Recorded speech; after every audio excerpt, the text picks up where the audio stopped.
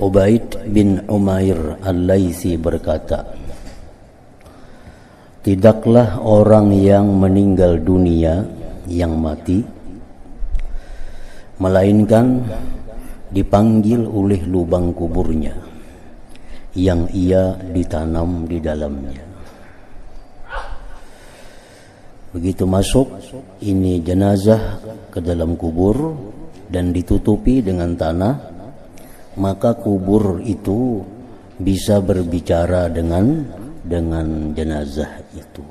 Kubur berbicara dengan mayit itu. Apa kata-kata kubur kepada orang yang baru masuk itu? Aku adalah rumah kegelapan, kesendirian, dan menyendiri. Kalau kamu dalam hidupmu itu taat kepada Allah, maka aku pada hari ini adalah rahmat atasmu. Kalau engkau dalam hidupmu itu taat kepada Allah, maka aku pada hari ini adalah kasih sayang atasmu. Dan kalau kamu adalah orang yang durhaka, orang yang suka maksiat kepada Allah, maka aku pada hari ini adalah siksaan atasmu. Aku adalah barang siapa yang masuk kepadaku dengan taat, maka ia keluar dengan gembira. Dan barang siapa masuk kepadaku dengan durhaka, maka ia keluar dengan dibinasakan. Nah, itulah sambutan pertama dari liang kubur kepada orang yang baru masuk ke dalamnya itu.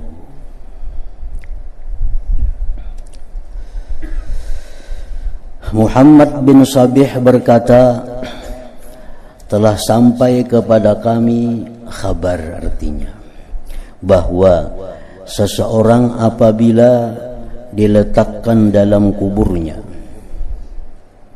lalu ia disiksa atau ditimpa sebagian apa yang tidak suka, maka jirannya dari orang-orang yang telah meninggal dunia, kiri kanannya, muka belakangnya,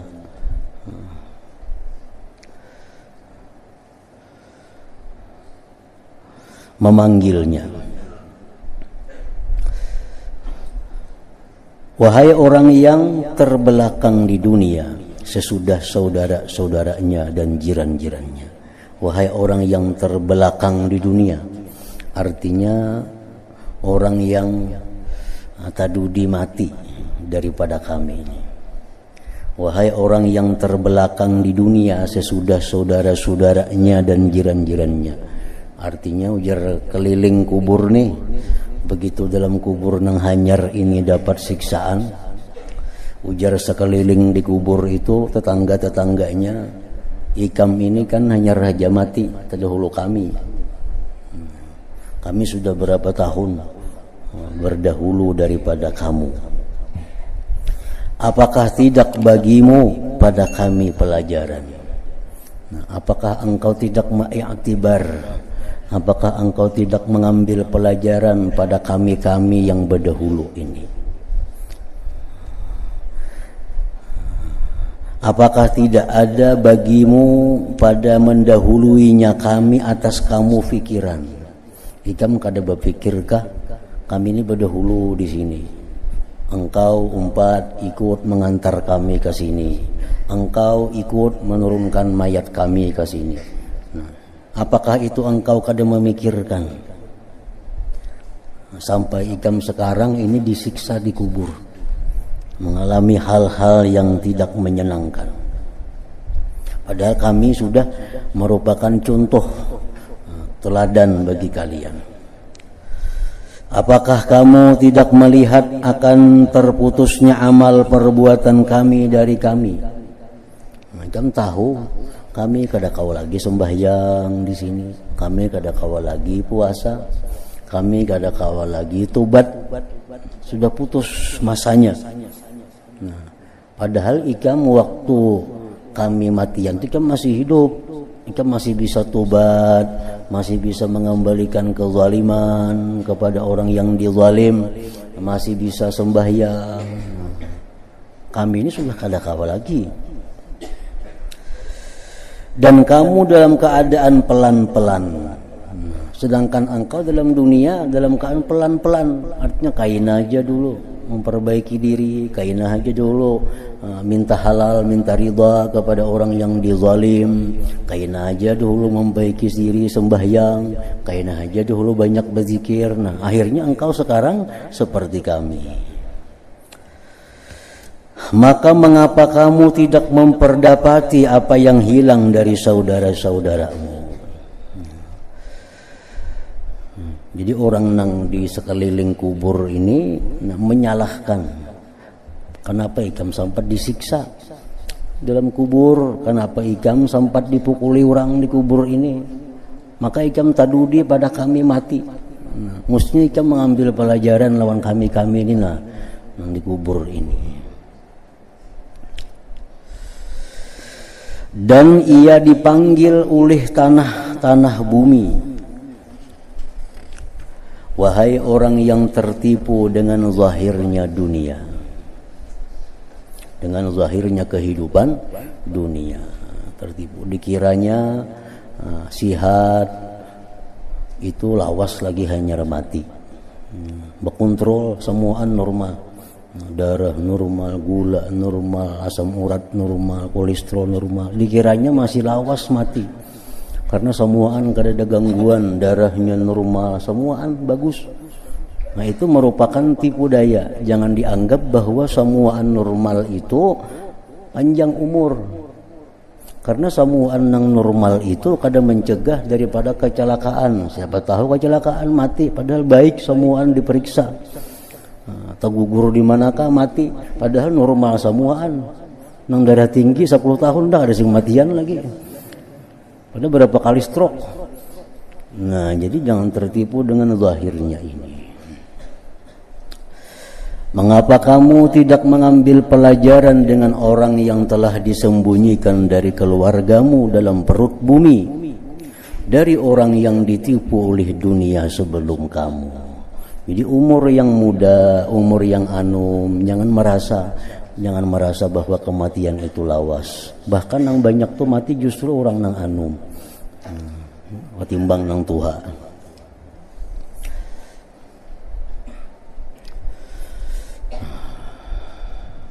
Yang ditipu oleh dunia sebelum kamu, kemudian mendahului denganmu oleh ajalnya ke kubur, dan kamu melihat dia dibawa serta digutung, dianggung, ditanggung oleh kekasih-kekasihnya ke tempat yang tidak boleh tidak daripadanya. Nah, mestinya engkau menjadikan itu pelajaran, menjadikan itu pedoman. Jangan sampai tertipu dengan keadaan duniawi ini. Yazid Ar-Raqasi berkata, telah sampai kepadaku kabar bahwa orang yang meninggal dunia apabila diletakkan dalam kuburnya, maka amal-amal perbuatannya mengepungnya. Kemudian mentakdirkan amal-amal itu berbicara lalu berkata, wahai hamba yang menyendiri dalam lubang kuburnya, terputuslah dari para kekasih dan para keluarga. Siapa yang mau masuk mengawani ke dalam kubur? Kayak apa aja orang tuh kasih sayangnya lawan kita, kada akan mau masuk mengawani ke alam kubur. Paling-paling mbak urak tikar di pinggir kubur berabah di situ. Orang kesayangan lawan anak, sayang lawan anak luar biasa sayangnya, mati nang anak tadi, mati dibuat dalam kubur. Kada hakun sih buat dalam kubur. Begitu dikubur mau urak tikar di atas kubur, ulang galik berabah di situ, kena malam bulik. Enggak situ aja kawa, enggak situ aja mau. Pada saling sayangan sidin lawan anak sidin itu. Kini bisukan tulah ke kubur urak tikar berabah di kubur anak. Jangan masuk ke dalam sama sekali lah,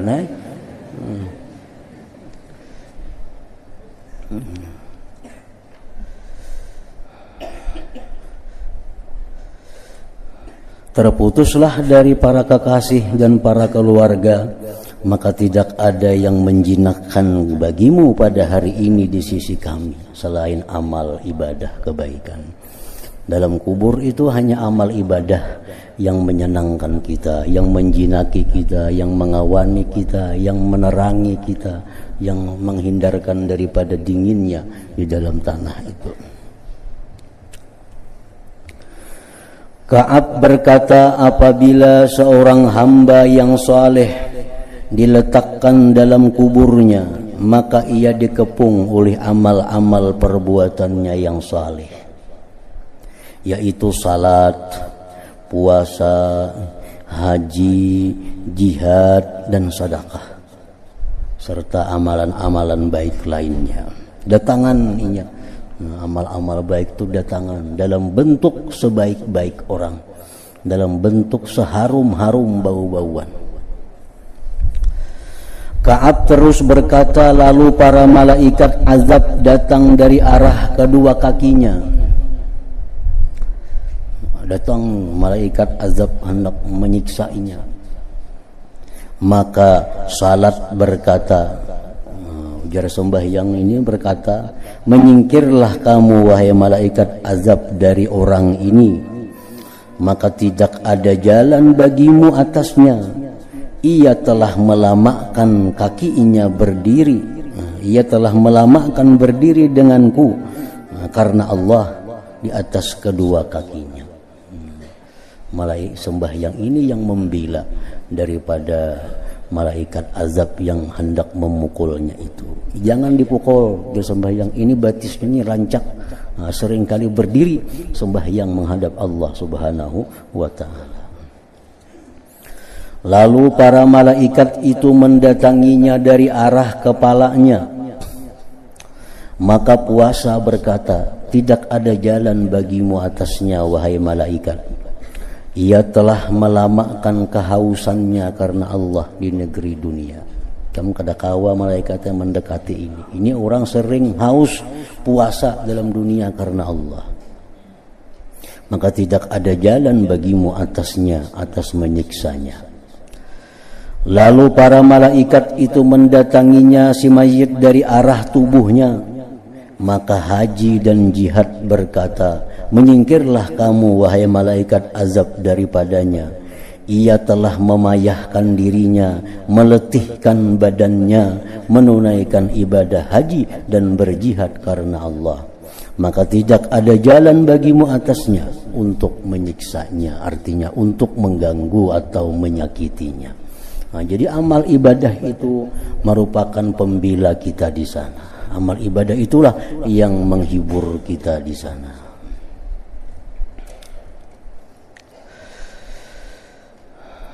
Ka'ab terus berkata, lalu para malaikat itu mendatangi dari arah kedua tangannya. Maka sedekah yang muncul, sedekah yang berkata, tahanlah dari temanmu, jangan ganggu ini orang. Maka banyak sedekah yang keluar dari kedua tangan itu, sehingga jatuh di tangan Allah Ta'ala karena mengharapkan keridhaannya. Maka tidak ada jalan bagimu atasnya, atas mengganggu, menyakiti mayit ini. Ka'ab terus berkata, maka dikatakan kepadanya, bergembiralah kamu wahai mayit, bergembiralah kamu, baik dalam keadaan hidup dan dalam keadaan mati. Engkau orang yang baik waktu masih hidup, dan engkau pun baik sesudah dalam keadaan mati ini. Ka'ab terus berkata, dan para malaikat rahmat mendatanginya, lalu membentangkan tempat tidur baginya dalam kuburnya sepanjang pandangannya, dan didatangkanlah lampu dari surga, maka ia memperoleh cahaya dari cahayanya sampai ia dibangkitkan oleh Allah Ta'ala dari kuburnya. Nah, maka kubur yang seperti ini yang disebut dengan Raudhatun min Riyadil Jannah. Kubur seperti inilah yang disebut Nabi sebagai Raudhah, satu taman min Riyadil Jannah, dari taman-taman surga. Nah, karena kuburnya ada hubungan langsung menuju kepada surganya Allah.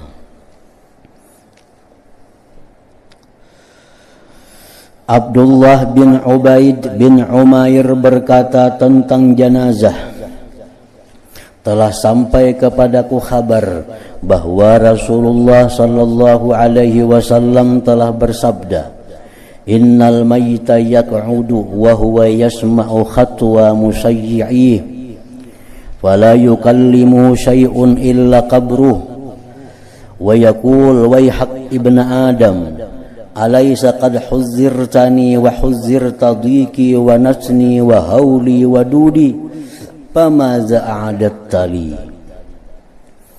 Artinya, sesungguhnya orang yang meninggal dunia itu duduk. Nah, begitu dia ditutupi dengan tanah, begitu diduduki dengan tanah, inya pun duduk. Kalau kita bertakun maka ya apa duduk, maka kalau kau duduk tabala itu randah. Nah, orang yang sudah masuk ke dalam kubur itu begitu ditutupi dengan tanah sudah rapi, itu lain disebut alam dunia. Itu bukan alam dunia lagi. Itu sudah masuk ke alam barzakh ngarannya.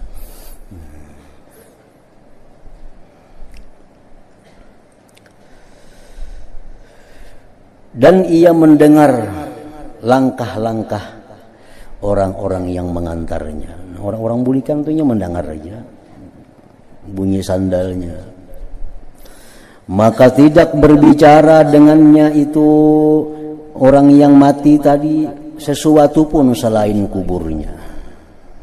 Kubur berkata, celaka kamu nyerubur, wahai anak Adam, bukankah kamu sudah diwaspadakan akan aku?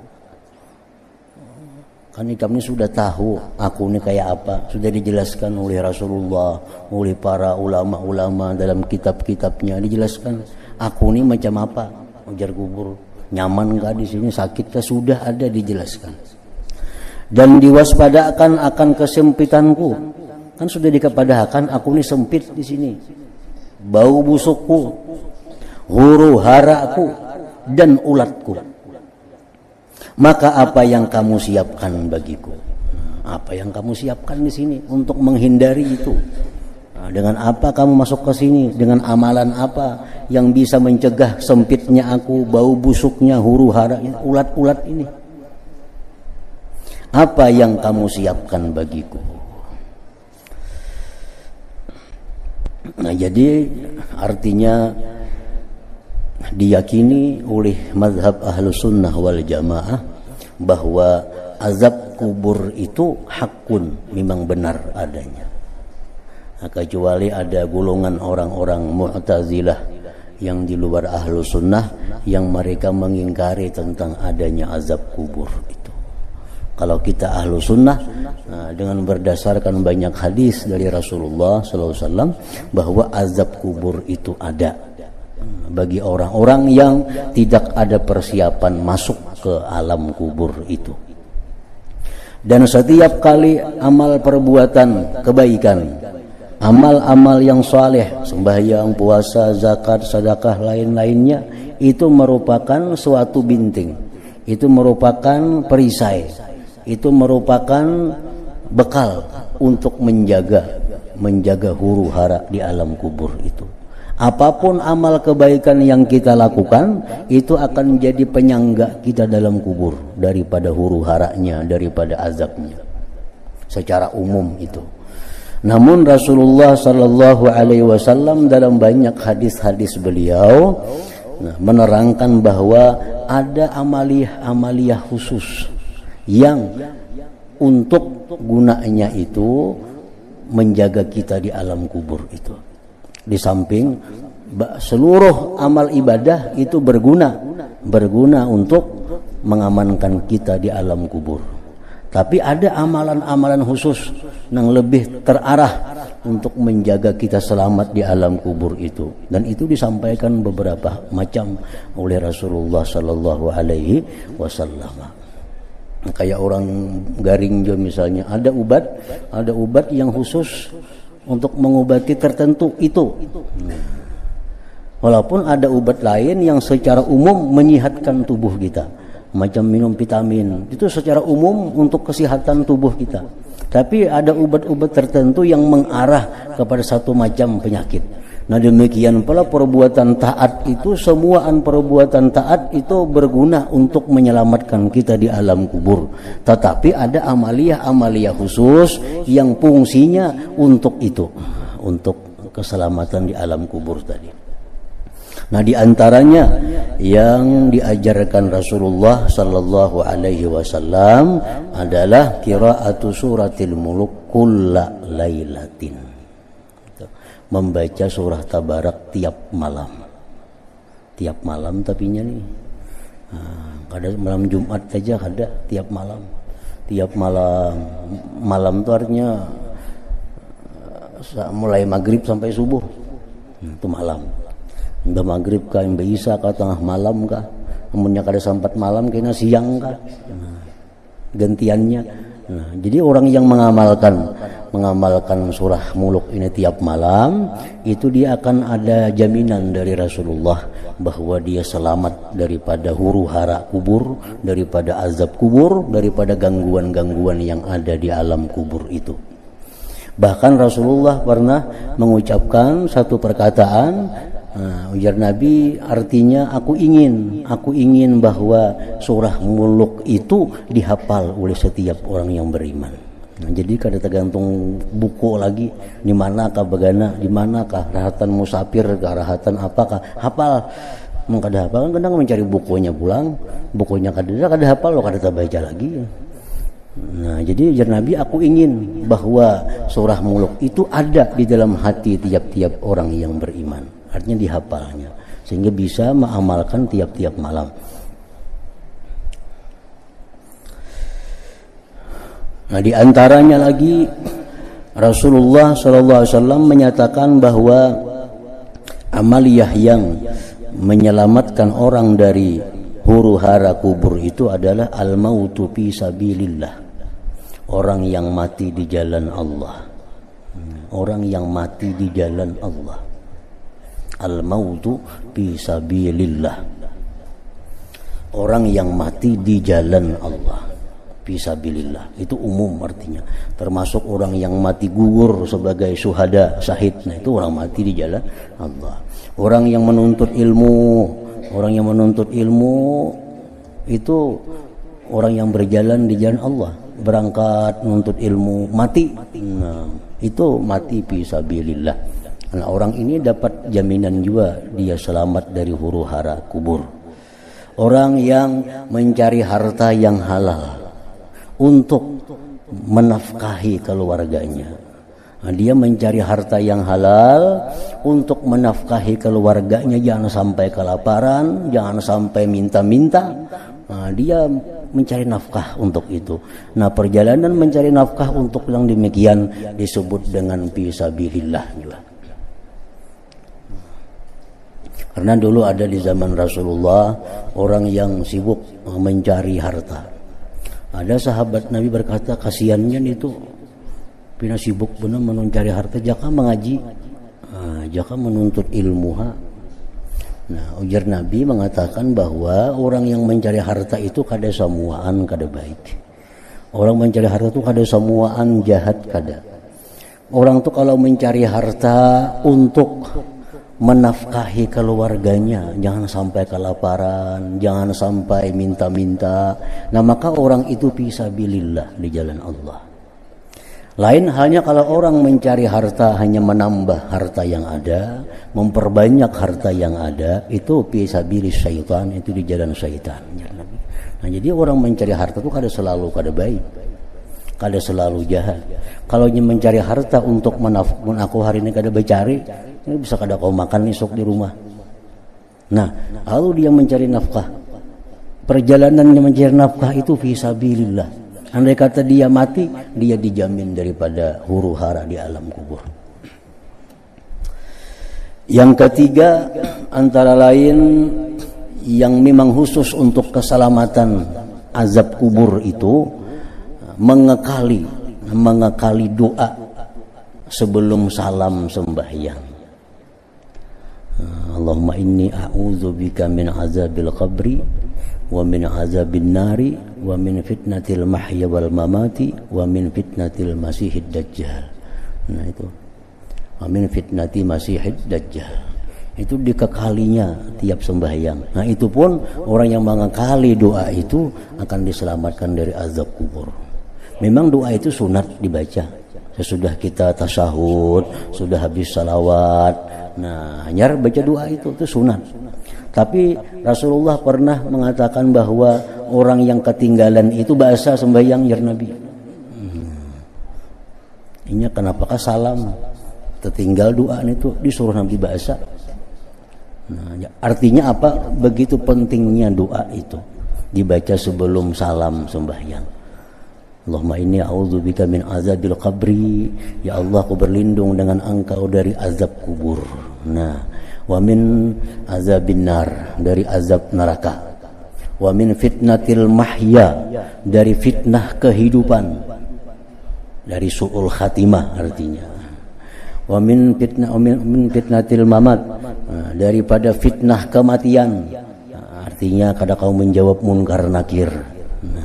Wa min fitnati masihid dajjal, dan dari fitnah dajjal. Itu doa diajarkan langsung oleh Rasulullah, dan beliau sangat menekankan agar doa itu selalu dibaca sebelum salam daripada sembahyang. Nah kemudian lagi yang khusus untuk keselamatan dalam kubur itu al-ibti'ad anil namimah wal ghibah, menjauhkan diri daripada menggunjing orang, daripada menganjur atar kabar berita. Nah menjauhi itu termasuk keselamatan juga. Istibra'ul baul, orang yang qada hajat itu bujur-bujur bersih, itu pun termasuk yang menyelamatkan juga di alam kubur. Ada hadisnya itu bahwa Rasulullah dengan sahabat beliau lewat di satu pekuburan.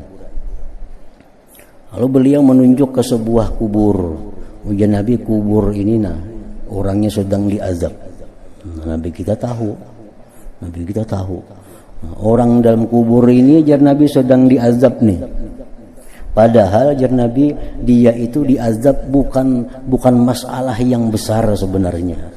Artinya masalah yang mudah untuk dihindari. Kenapa dia sahabat? Ujar Nabi, orang ini bakamih pembarang bakamih, artinya bakamih penuh berdiri nggak sana kamari perancingannya atau bebasuh kada biris. Nah ini orang akhirnya azab kubur. Yang satunya lagi orang ini suka anjur atar, ada kabar sini bawakan ke sana, ada kabar sana bawa pulang ke sini, bulang-bulik membawa kabar berita. Padahal menjauhi itu bukan hal yang sulit, bukan hal sulit menjauhi perkara itu. Nah, jadi jar Nabi tidaklah diazab ini orang di kubur ini bukan daripada perkara besar, pengalih dihindari kada. Sebenarnya kada sulit menghindari itu. Nah, al-mautu lailatal jum'ah wa yaumah, mati hari Jumat atau malam Jumat. Nah, ini kada kawa diamalkan, urusan Allah Ta'ala ini. Orang mati hari Jumat, mati malam Jumat, paling-paling kita bisa berdoa benar aja supaya mati itu hari Jumat atau malam Jumat. Itu pun diamankan juga dari azab kubur, daripada fitnah kubur. Disebutkan lagi orang yang meninggal dunia karena sakit perut, sakit kepala kada masuk, sakit dada kada masuk. Tapi kalau sakit perut, nah ini ada kelebihannya. Kalau orang mati karena sakit perut, kesakitan parut, nah begulu-gulung, matinya, nah ini orang dijamin selamat daripada azab kubur. Ujar Nabi, man qatalahu batnuh lam yu'azzab fi qabrih. Orang yang mati sakit parut itu tidak diazab di alam kuburnya. Nah, sudah berdahulu dikirim sakitnya, sakit parut itu. Nah, selanjutnya lagi Rasulullah mengajarkan amalia khusus untuk menyelamatkan dari azab kubur, huru-hara kubur itu al-murabatah fi sabilillah, menjaga di jalan Allah. Menjaga artinya negeri kita ini atau kampung kita ini berbatasan dengan kampung orang kafir. Kalau kada dijaga ini, bisa-bisa kita malam kita diserangnya oleh orang kafir itu. Nah, maka kita malam berjaga di pos itu, pos perbatasan antara negeri Islam dengan negeri kafir. Nah, lalunya malam berjaga. Nah, orang yang pernah hidup dalam dunia ini, pernah satu kali dia melakukan itu, dia diselamatkan dari azab kubur. Ini taruhannya nyawa juga nih. Menjaga, malam jaga di pos. Kalau kampung kita nih, kampung Islam diserang oleh kampung sebelah, sebenarnya orang agama keharingan, misalnya agama Hindu, agama apa, atau saat bisa menyerang kampung kita, kita di perbatasan jaga ronda di situ. Nah, semalaman di situ kita pernah karena Allah lillahi taala, artinya nah itu dapat jaminan dari Rasulullah SAW bahwa diselamatkan daripada azab kubur.